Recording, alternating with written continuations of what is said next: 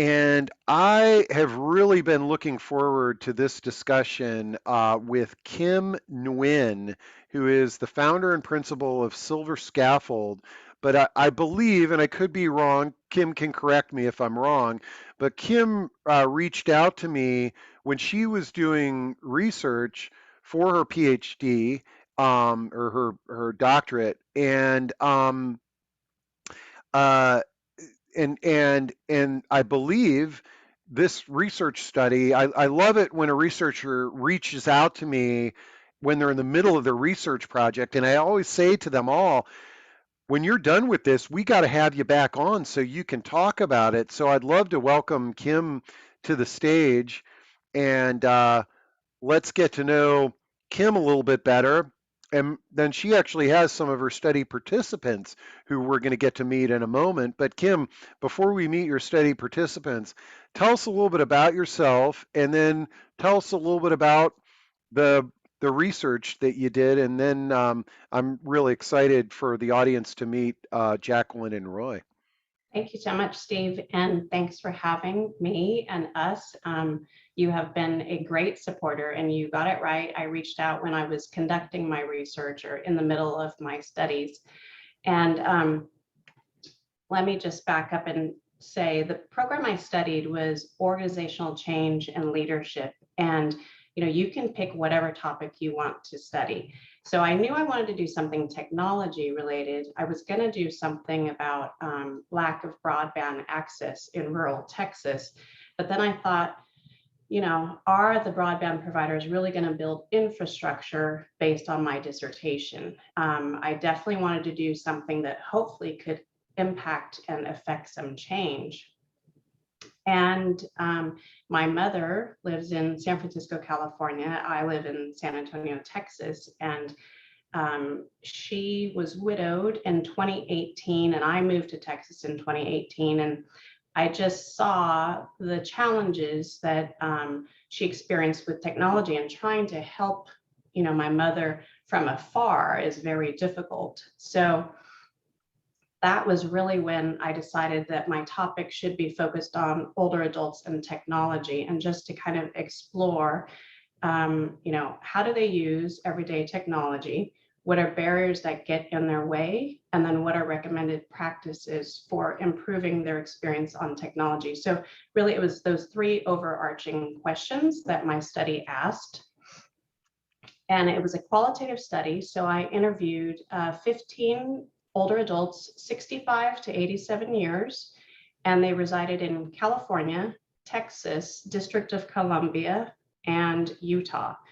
And I think it was 16 or so research questions that dug a little deeper into those three questions. And so Roy and Jacqueline were part of the participant group, and it was just really insightful to get to sit down with each one of them and kind of learn more about their experiences. And, one of the things that I found was that it's a very unique group. You cannot make generalizations about the tech experiences from 65 to 87. You can't say that the 87-year-old is going to be the least tech savvy, nor that the 65-year-old would be the most tech savvy. So it was very interesting, and then also, like, how confident are they with technology? How do they learn technology? Another interesting finding was that even the least confident person never said, I don't want to have anything to do with technology. Everybody, regardless of confidence level, values technology, but they feel excluded by it in many ways. Hmm. No, and one of the common themes on all of our discussions is breaking free of stereotypes, that especially stereotypes that are associated with age, um, are just so poisonous to our culture, and eliminating ageism.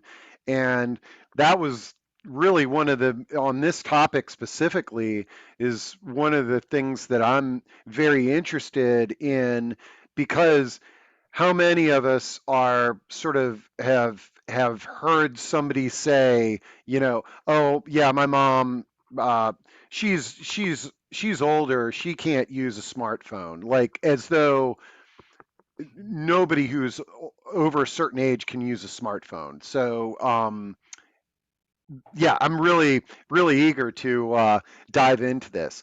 So as a reminder, this is these discussions are interactive. So at any point in time, if you've got a thought or a comment, jump in. But Kim, should we welcome Jacqueline and Roy to the stage? Yes, please. Okay, so Jacqueline and Roy, if you want to turn on your mics and cameras, we can meet the two of you. All right, welcome. And this is truly a cross-country discussion here. I'm in Washington, D.C. Kim, where are you? I'm in San Antonio, Texas. San Antonio. And Roy? San Antonio. San Antonio. And Jacqueline, where are you? Los Angeles, California. All right. So good morning to you there, Jacqueline. Good Um, morning.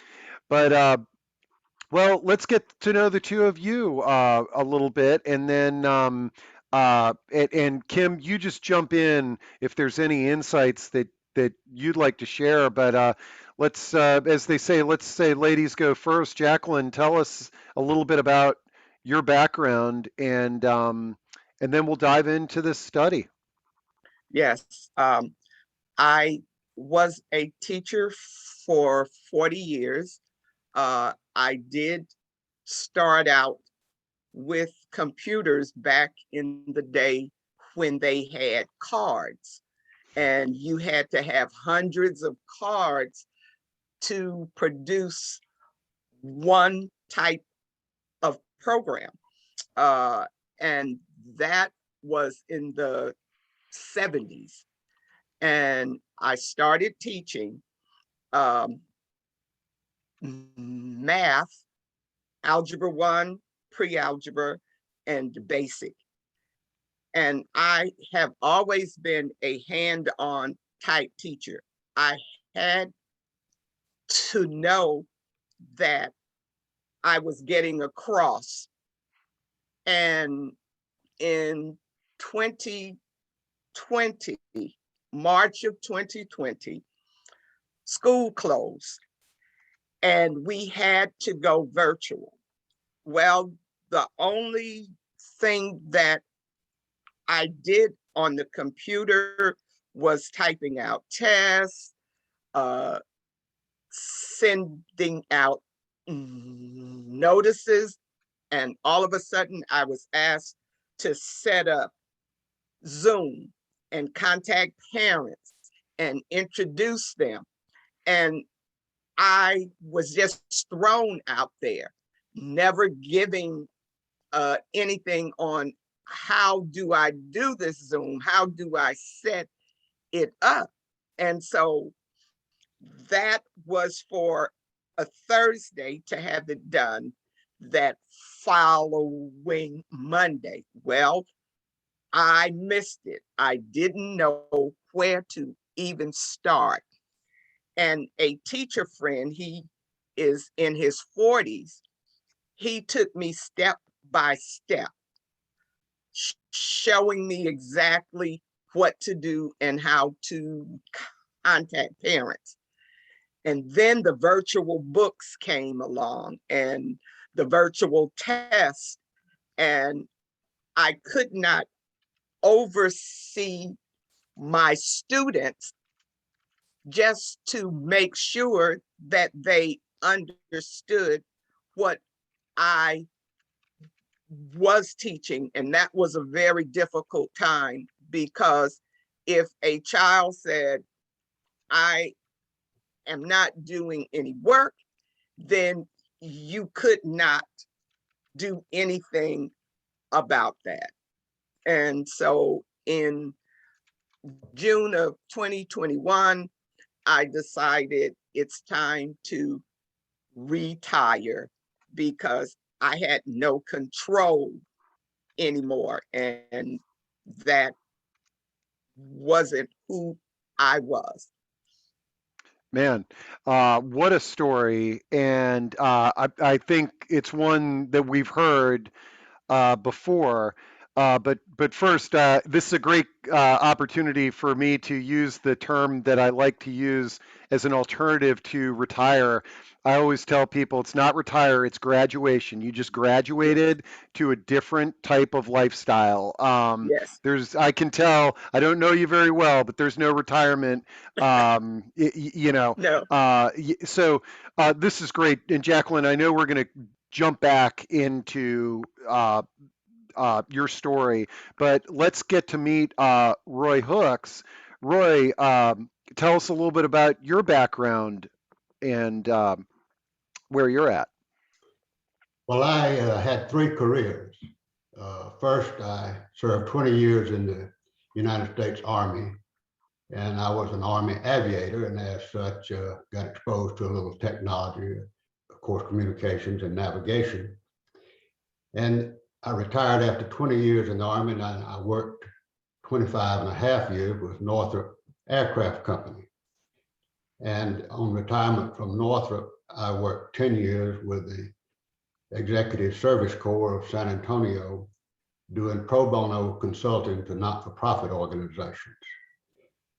I got interested in computers in 1982. My wife and one of our sons were both in Dallas working on their master's degrees.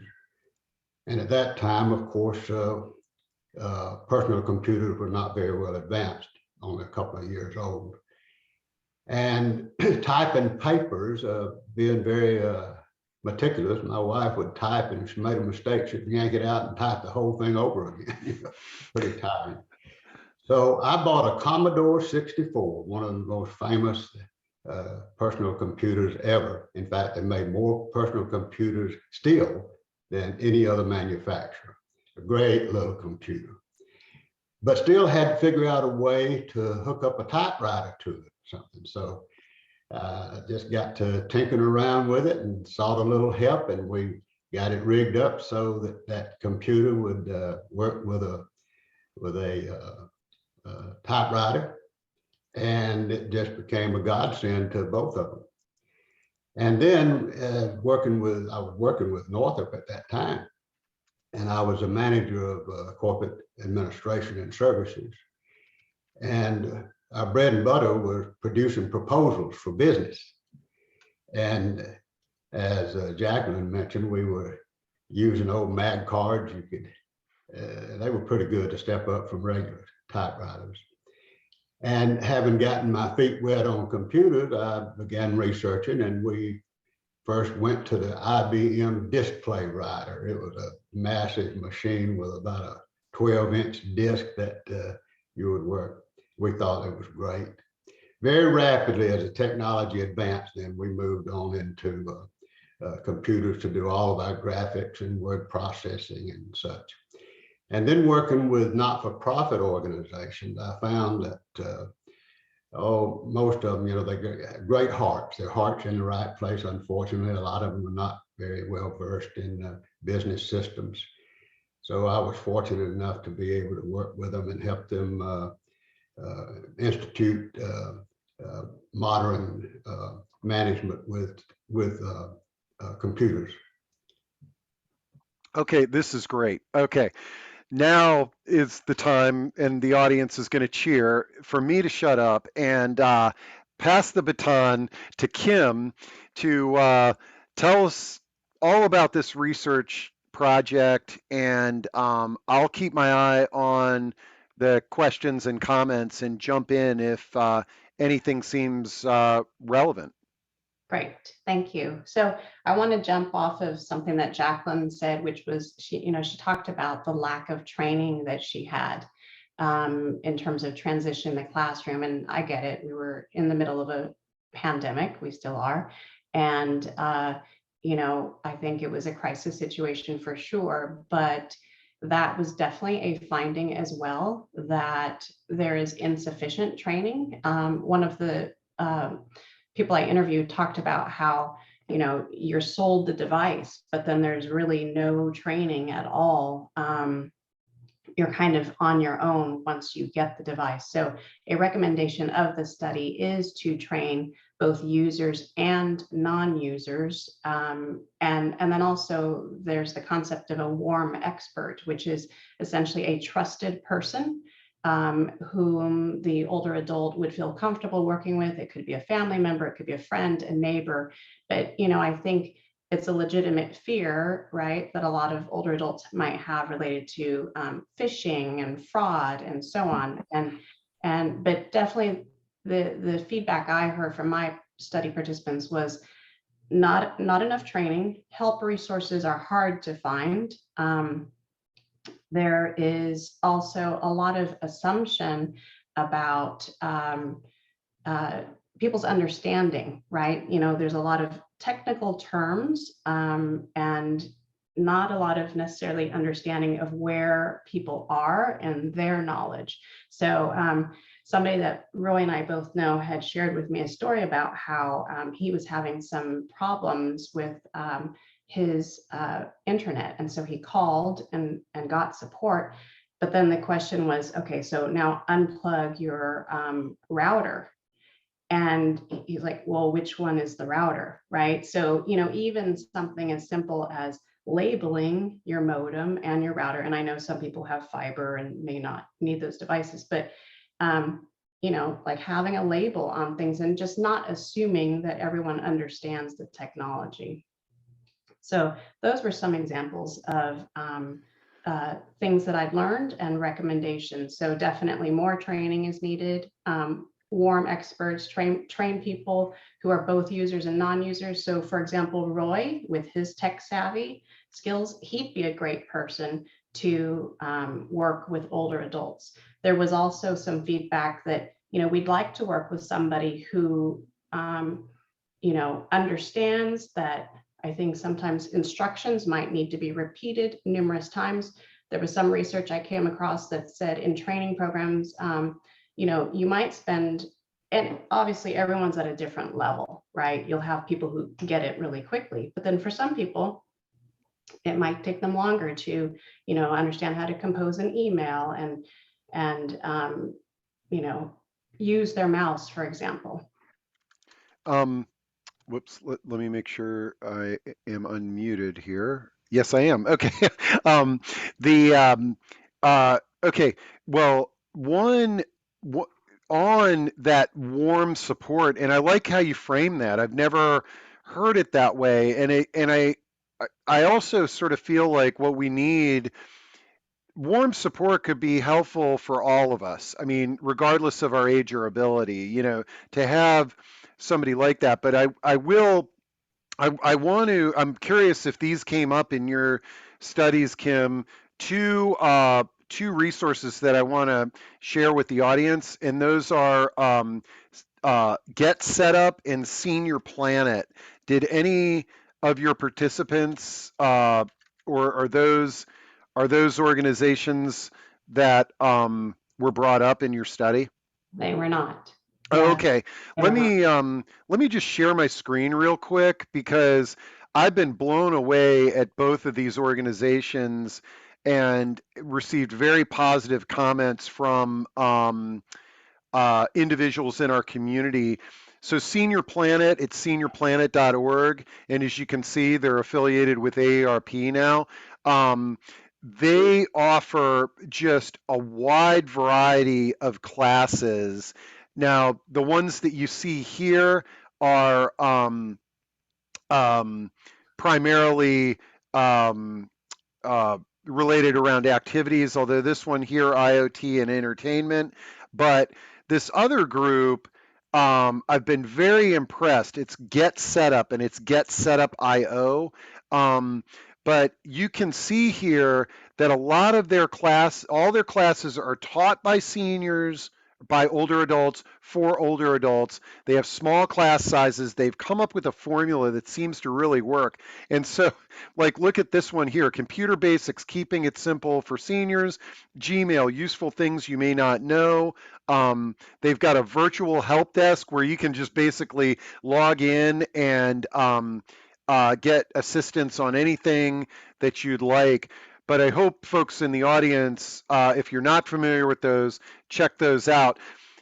It's when I bring that up, I always get the question. It's sort of like, okay, well, that's great, but my mom can't even get on Zoom. Um, and that's one of the first challenges, as you had talked about, Jacqueline, is how do you navigate this, online world that's out there? And I want to add to Steve, sorry, real fast, I'll make this point, Jacqueline. The website that I've set up, Silver Scaffold, that's what I'm trying to do, is kind of compile all or as many as possible resources, such as the one that you mentioned, although I'm focusing more on kind of smaller organizations. But for instance, Oasis also has fantastic resources, including tech training programs, but I'm trying to include them on my website as resources for anybody who might be shopping. I love it. And here's just so you all can see, this is Kim's Silver Scaffold website. It's silverscaffold.com, and I will drop that into chat. Okay. Let's I've been looking at the buzz going on in chat, and it's pretty interesting here, and I have a feeling there's some folks in the audience we may enlist, but let me where's this one that I said? Deborah Albert says, my mom's 87. Last year, she bought an Oculus Quest 2 headset. So mom is into virtual reality here. And I think somebody said, yeah, Elvis said, did your mom buy it for a specific reason or for education and games? And Deborah says, just curiosity. I'm someone who's creating content for non-digital natives to be less fearful of them. Oh, great. We've got a good tribe here, Deborah and everybody. We're all in the same boat. And I think, again, I got to stop talking and turn it over to you all here. But uh, Kim, any other observations or conclusions or things that you want the audience to know or that you'd like to share about Jacqueline and Roy? Yes, so a couple things. So definitely there's a huge need to, for tech companies, and actually, let me retract that statement. In my opinion, any company that uses a technology solution has a huge opportunity to be more inclusive for older adults. And that includes ensuring that older adults are part of your testing process, that you get feedback from them early on. So, it doesn't have to be a tech company, it's banks, it's insurance, it's anybody who has a tech solution. I've even heard stories of, somebody coming to a CVS store to get their COVID vaccine, and they're in the store, and then the person says, well, you have to make an appointment, you have to download the CVS app and then schedule it there. And the person is literally in front of you. So I think we have to be more inclusive and just deliberately inclusive. So, I've been knocking on lots of doors and trying to be an advocate for older adults. And, there's mixed responses. There's people who say, you need to build a business case for this. And there's a huge business case. But then there's also people who say, well, no, we have feedback from our digital tools and they're all positive. But my point is, if they're already on the digital device, you've already made some good headway. Let's talk to the people who are not even connected, who may not have internet at home, who are, these are the people that I think are the most vulnerable. For instance, who had trouble getting a vaccine and had to rely on other people to sign them up, et cetera. So there's those things. Let's see what else. I also think, back to the business case, social isolation has such a cost for older adults. And I just think we rely so much on technology for everything, ranging from, You know, when Roy goes grocery shopping, he doesn't even go to the cashier, from what I understand. It's all, you know, he's the other extreme who's very tech savvy, but we rely on it so much. And so for those who can't access information resources, these wonderful classes you're talking about, Steve, you know, what about them? And how are we being more inclusive for them? So there's a huge cost. And a very important point, and this is an AARP statistic that I'm citing, the anticipated tech spend for those 50 plus in the next 28 years is supposed to increase by 360%. So this group of people has resources. They have a desire to be included. And I think we owe it to them to be more inclusive. So I I'll love stop. it. Great. I want to read a few of the comments that have been coming in because they're great. I'd mentioned one of the DC villages is in the audience, and it looks like Lynn from Georgetown Village. And if you're not familiar with the village movement, there are these grassroots organizations all over the country where residents come together to create a supportive aging in place environment. And Lynn says, during the pandemic, we started a tech hub at Georgetown Village, and our volunteers have helped our members get online and on Zoom, which I think in the context is that once you can get somebody through that door, it opens up a completely new world to the individual. We now have held a number of Tech Hub series for our members and used Tech Moxie for one of our presentations. And I dropped the link in for Tech Moxie there. Vanessa comments that DORAT, that must stand for something, in New York City also runs a very good tech program. And oh, this is great. Michael he teaches classes for both Get Set Up and Senior Planet. If you need any input or have any questions, you know, Michael, if you don't mind hanging tight, if it, I would love to open up your mic at some point here and let you just tell us what that experience is like on Senior Planet and Get Set Up. I think that would be helpful to our audience members. Um, and Elvis says, I'm grateful to all the free training available now on YouTube. The training available on nearly every topic, device, or software, or how to do landscaping or fix the plumbing in your house for that matter. YouTube is just an amazing resource to find tutorial programs. Steve, can I jump in real fast on that point? Yeah. Of the people that I interviewed, when I asked them, when you encounter problems, what do you do? And all of them attempted, regardless of confidence level, all of them attempted to solve the problem on their own first. And a few people, including Roy, said, you know, the solution generally is on YouTube. I think, Roy, you had said there's a problem. Why don't you say it, Roy, what you had said about? Well, it's interesting because there's so many resources, as you have pointed out, all of you.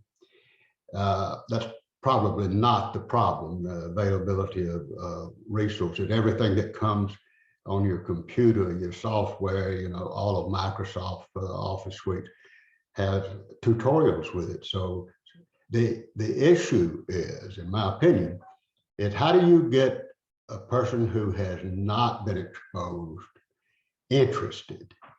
So as the older they get, the more reticent they are to try new things, I'm afraid. So it seems to me that those family members who are interested in helping their aging parents to get involved in some degree of enjoyment out of technology, you've got to make it personal. So, for example, I have, my wife and I, we have 8 great-grandchildren. And 6 of them are in Michigan, and we're here in San Antonio. So we don't travel anymore. And we spend a lot of time with Zoom and making videos and exchanging. The little kids, they really like to get in front of that camera and show off and show their show and tell, just like they do in school. And then my wife and I, since COVID hit and we stopped traveling, prior to that, we were extensive travelers. We have made 12 travelogue, video travelogue of hill country in Texas and interesting small historic towns and places. And we post those on YouTube and share them with family and friends. And so, and also in our personal financial management, we don't have any paper records anymore. We have everything digitized. And all of our preparation for getting out of this world alive, we have digitized, and we do have some paper documents for that. So showing people how they can benefit and how they can interact and get enjoyment from their family and friends through available technology, I think is key. Yeah, I'll jump in. I think, Steve, you're muted, but one of the theories that I used in my research study was the relative deprivation theory, which basically says, you know, you're not going to advocate or fight for something unless you see that there's value in something that you're not receiving. So 100% agree with you, Roy, that as we teach people, and particularly those who perhaps aren't relying on technology that much, you know, really focusing on the benefits to them, you know, the people they can stay connected with, the chores that they might be able to accomplish easily. Now, Jacqueline, you shared your heart-wrenching story about COVID and teachers and, you know, the challenges of getting into Zoom. Now that you've graduated and you're no longer in the classroom, tell us a little bit about how is technology um, being used in your life? I have a 14-year-old granddaughter. And when I want to research something, she comes and she says, well, okay, Grammy, you go here. I said, wait a minute, you're going too fast. Show me step by step. And she will go through things. And for church, our church was virtual. And I have a small computer that everybody sat around. My daughter took me step by step and showed me how to put it on the television. And so little things. I have someone that shows me, but I have to write things down and then I go back. And I do use YouTube, and I go on that and I search and search, and then I find things and I go, oh, okay. But like having a place where I can go, where I can be taught different things, that would be very helpful. And now that I know how to do Zoom, I can do some Zoom classes and that kind of thing. Well, a couple of things, and I'm going to bring Michael Yabowski, who's the teacher from Get Set Up and Senior Planet. I'm going to allow him to chat to us because that's a great segue. He can tell us what that experience is like. But but one thing, Jacqueline, you know, that I want to reiterate is that this is not, even though we're talking about this technology divide in older adults, really what we're talking about are learning preferences. You know, and you know this from being in the classroom is that some students have to write things down. Other Yes. students have to try something to understand it. Other students want to ask a million questions and then they get it. And other students just have this, yeah, don't tell me, I'm going to figure it out on my own.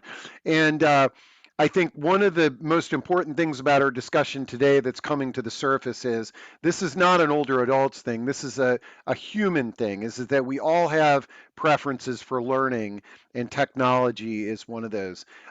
Michael, I think your mic is open. Can you hear me? Yes, I can. Hey, well, first off, it's great that you're in the audience.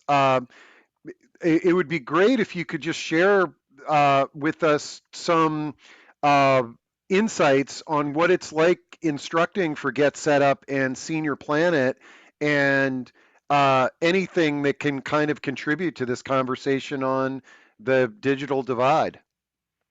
Number one, I'd like to say I agree with everything I've heard here from Kim, from Roy, and from Jacqueline. And it's been my experience, and I've done similar type work from a micro point of view, Kim, because in 2020, we took our senior group, which I founded with my wife in 2017, from face-to-face meetings to Zoom meetings.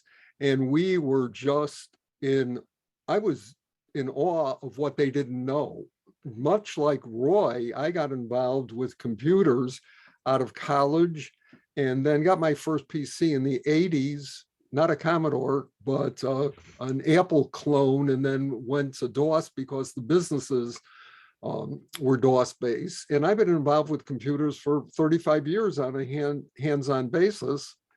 And I just thought everybody in the world was of the same leaning. And we migrated this group to Zoom, and I started asking questions, and I was getting blank stares. It was, what version of Zoom are you on? Can you share your screen? Can you save a chat? And it's nothing. And so we started actually teaching classes. After I tried advocating in the local area through organizations and the government, and Kim, I agree with you with the theory that you talked about, the relative deprivation, that unless they see some benefit, they don't want to have anything to do with it. So a little over a year ago, I threw up my hands and I said to my wife, let's start doing this. If nobody else wants to do it, let's start doing it. And we started, we taught a tech class on Get Set Up. To be frank, I didn't like the way that went. So right now I'm teaching a LinkedIn class on Get Set Up for people who either want to go back to work or want to start a business. In fact, the class, I'm going to have a class next week on Tuesday on Get Set Up. On technology. And on Senior Planet earlier this year, my wife and I started what we call WACI. That's WACI, because we're Windows people. We teach Windows, Android, computers, and internet. And we also do one-on-one training for seniors through those organizations for no charge. In fact, today, I've already talked to 3 different seniors. It's just ironic what you're talking about different aspects of it. I've talked to a friend of mine in New York about a couple of things he was perplexed about as far as YouTube and as far as MP4s and converting a PDF to a Word. Can I download a PDF and just change it? Well, no, you have to convert it. There's a program you can do that with, or there's a free resource on the end. And after answering 3 or 4 questions, I said, was this of value to you? Mm-hmm. And he said, yes, because you're saving me time. You're saving me resources. I got off the phone with him and talked to another older adult, and we're talking about the same thing. We're talking about training. We're talking about technology. And he said, well, when I bought a Lexus, I had to go to class. They said, you cannot learn. And it was a used Lexus, so let's not, let's not go there. He said, I had to take a certain amount of training in order to even start that car and be able to go. And he says, that's what the problem is with technology. We're handed these things and they just assume that we know how to do that. Yep. And then I followed this up with a woman that I'm tutoring in New York about, she wants to download files from a download folder to a flash drive, and she doesn't know how to do that. Mm-hmm. So, the first thing I had to do was determine the size of the flash drive that she needed. So I showed her how to share screen on Zoom. We opened up her folder. We did a properties to figure out how many gigabytes she needed so she could go out and get a flash drive. And then I showed her how to split screen so she could compare an older flash drive with with what she's got on her computer. This is great. These are just examples Yeah. of the type of questions that I get asked in this group, in these formats. How to put an icon on an email. Give me a break. Yeah, I think this is great, Michael. I mean, and one of the things here, and I wanted to get to some other comments. Michael, this is fantastic. I'm not cutting you off. What it illustrates, though, is that there's people out there that to help, and it just takes a little of hunting around to get them. Because we're starting to get closer to the top of the hour, I wanted to spotlight this great comment that I just saw come in from Ernie, and I'm hoping, Ernie, that you'd be willing to share a few words. And Ernie says, I'm 71 and I have an Xbox and several games that I play. I recommend video gaming for older adults, and PlayStation is another gaming platform. I love this, and this is totally unexpected. But Ernie, tell us a little bit about how you got into gaming on your computer. I got into it because my son has a PlayStation and he encouraged me to get this. And I found I've had a lot of fun with it, and I think it helps my mental acuity. I think And it's something that connects the two of you. It's intergenerational. yeah. And like I said in that chat, you can get any grandchild will probably know how to use it, knows gaming. There's endless supplies of those people out there, those young people who know all about it and can teach you how to use it. But that's how I got into it, and I've enjoyed it ever since. Yeah, and I think, again, this is one area where I can say that I've been intimidated because when I've tried the gaming platforms, some of the controls in the games are a little more complicated, but there's so many games out there that, what I found that I enjoy if I'm playing a video game is the driving ones, because I drive a car, I know what that's like, as opposed to sort of these jumping and sort of shoot 'em up type games. It's very difficult for me to know what button to push. What's your favorite Yeah, game, Ernie? Skyrim. Skyrun. All right. Skyrim and Lara Croft Tomb Raider. Oh man, I love it.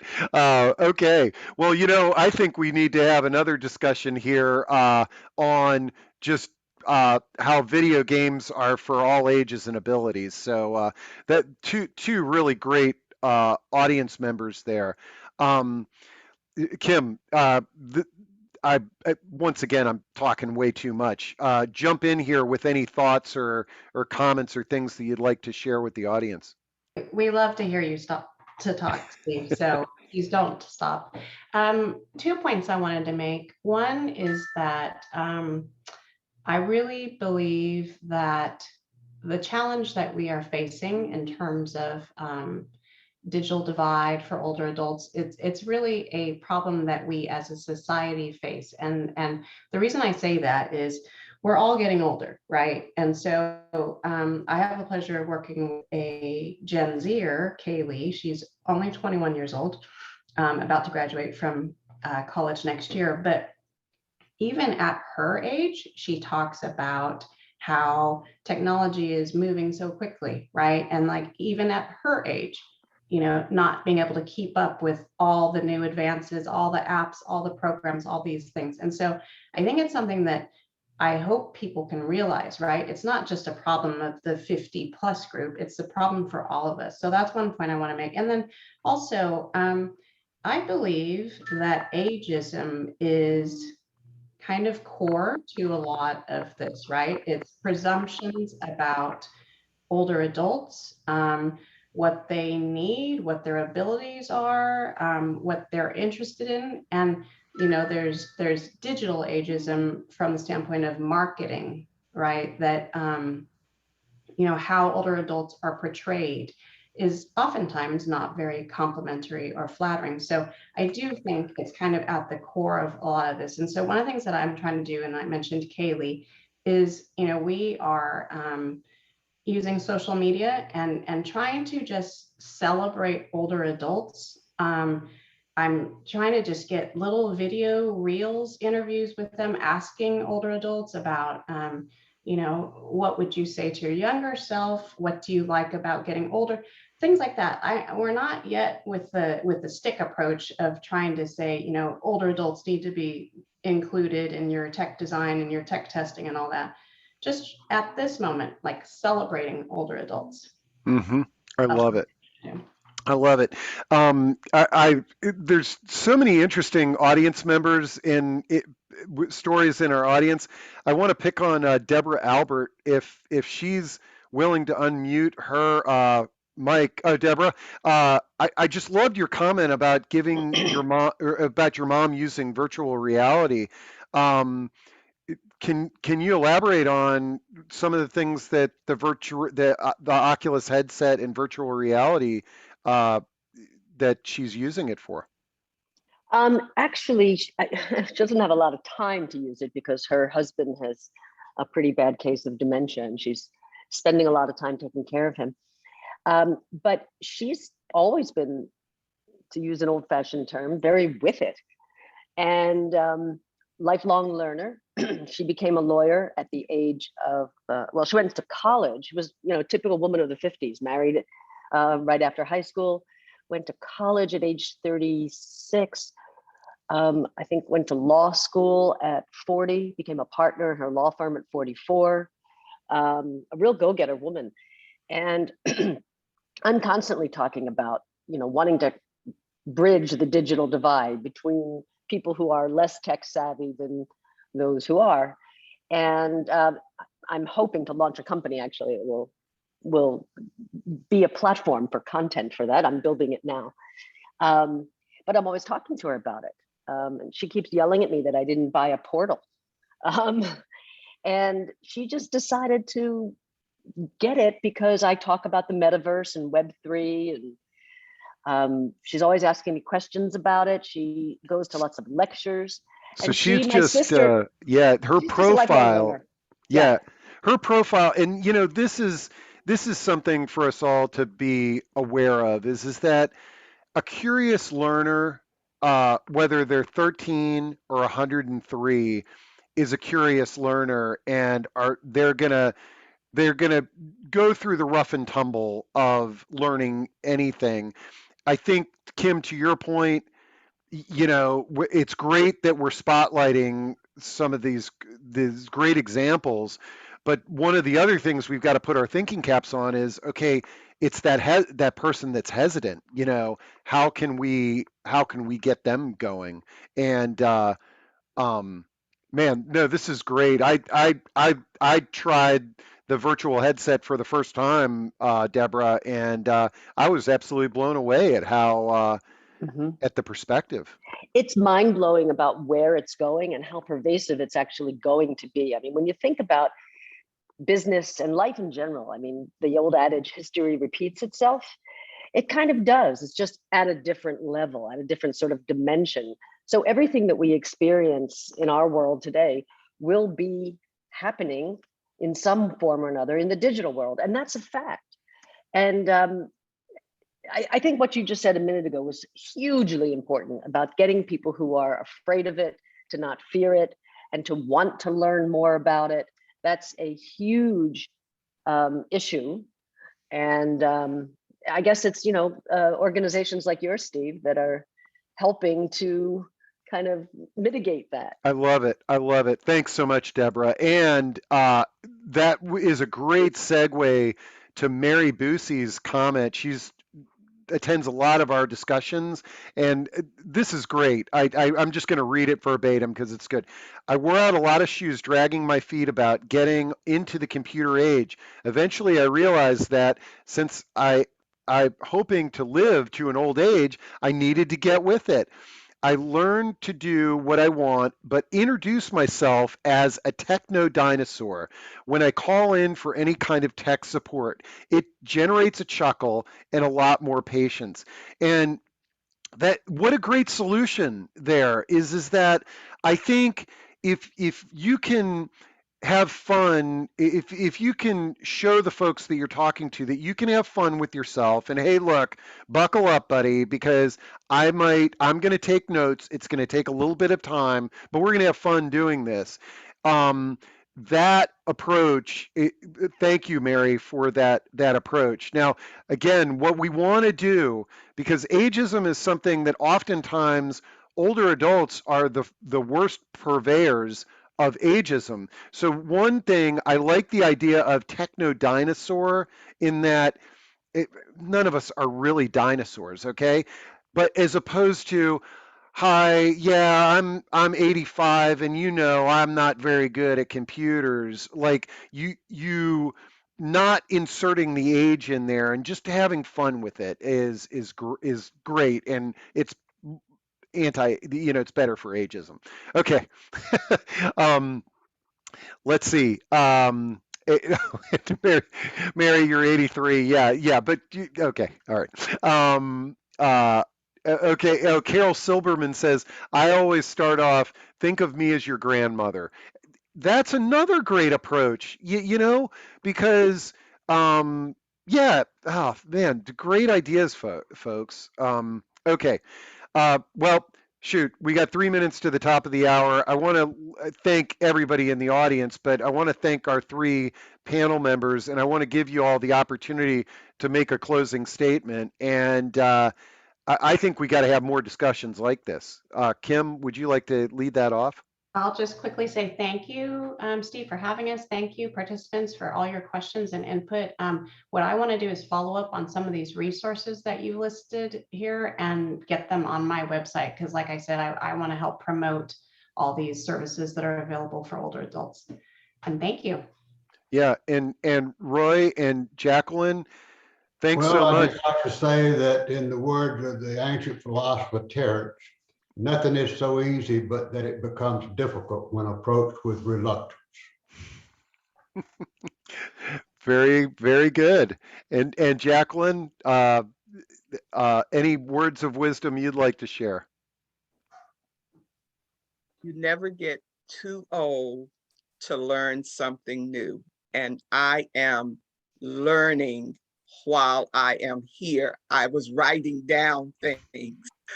So I will be checking into some of the programs that I saw. Thank you. Great. And just a reminder, this is recorded. The chat is going to be recorded too. I'll make sure everybody gets a copy of it. I'll make sure you get Kim's contact information so you can reach out to her. And there's a bunch of folks in the audience that have shared some contact. Thanks for making my day, folks. And I'm sorry I babbled on so much. I try my best to give you all a voice, but I really appreciate today. I'm gonna have a smile on my face for the rest of the day. Talk to everybody later. Thank you. You bet. Thank you.